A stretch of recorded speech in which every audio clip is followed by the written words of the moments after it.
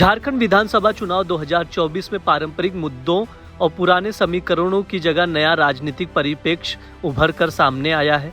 राज्य के सियासी गलियारों में ये चुनाव एक 360 डिग्री यू टर्न के तौर पर देखा जा रहा है, क्योंकि अब ना तो पहले की तरह 60 बनाम 40 का मुद्दा चला है और ना ही जातिवाद व क्षेत्रीय गोलबंदी की वही पुरानी राजनीति। इस बार चुनावी मौसम में 5 मुख्य फैक्टर हैं जिनकी वजह से झारखंड के चुनावी समीकरण और मुद्दे पूरी तरह से बदल गए हैं। पहला, झारखंड गठन के वक्त से ही 60 बनाम 40 का मुद्दा राज्य की सियासत में प्रमुख स्थान रहा है। राज्य की स्थानीय पार्टियां दावा करती हैं कि 60% आबादी स्थानीय है और 40% बाहरी है। 1932 के खतियान को लेकर ये बहस हमेशा गर्म रहती है, जो स्थानीय लोगों के हितों की रक्षा की बात करता है। हालांकि इस बार बीजेपी 1932 के खतियान को एक प्रमुख मुद्दा नहीं बना पा रही है, जबकि झारखंड मुक्ति मोर्चा भी इसे लागू करने में नाकामयाब रहा है। इस बार चुनावी प्रचार में इस मुद्दे की चर्चा ना के बराबर हो रही है और स्थानीय पार्टियां भी इसे उतना तूल नहीं दे पा रही हैं।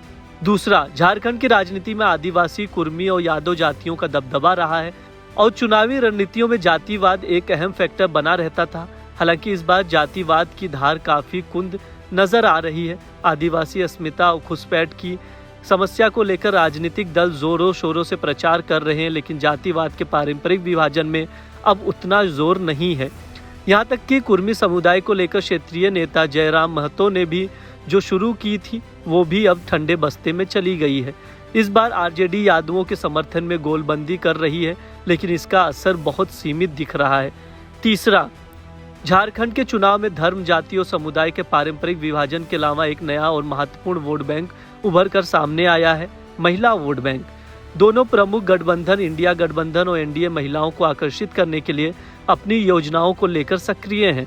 इंडिया गठबंधन की मैया सम्मान योजना महिलाओं को लुभाने के लिए पेश की जा रही, वहीं एनडीए ने गोगो दीदी और 1 रुपये में ज़मीन रजिस्ट्री जैसी योजनाओं से महिलाओं को साधने का प्रयास किया है। इस बार 128 महिला उम्मीदवार चुनावी मैदान में हैं, जो 2019 की तुलना में एक महत्वपूर्ण बढ़ोतरी है।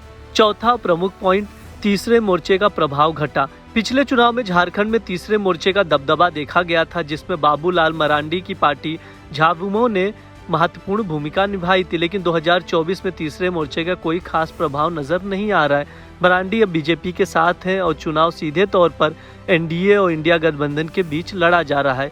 2005, 2009, 2014 में तीसरे मोर्चे के समर्थन से झारखंड की सियासत प्रभावित रही थी, लेकिन अब ये मोर्चा कमजोर दिख रहा है। झारखंड की राजनीति में बिहार की पार्टियों का हमेशा एक महत्वपूर्ण स्थान रहा है। आरजेडी, जेडीयू और माले जैसी पार्टियों का झारखंड चुनाव में अच्छा खासा दबदबा रहा है। 2019 में हेमंत सोरेन की सरकार में आरजेडी को कैबिनेट में जगह भी मिली थी। हालांकि इस बार बिहार की पार्टियों का प्रभाव बहुत घट चुका है। आरजेडी इस बार केवल 5 सीटों पर चुनाव लड़ रही है, जेडीयू को महज 2 सीटें मिली हैं और माले भी सिर्फ 4 सीटों पर उम्मीदवार उतार पाई है।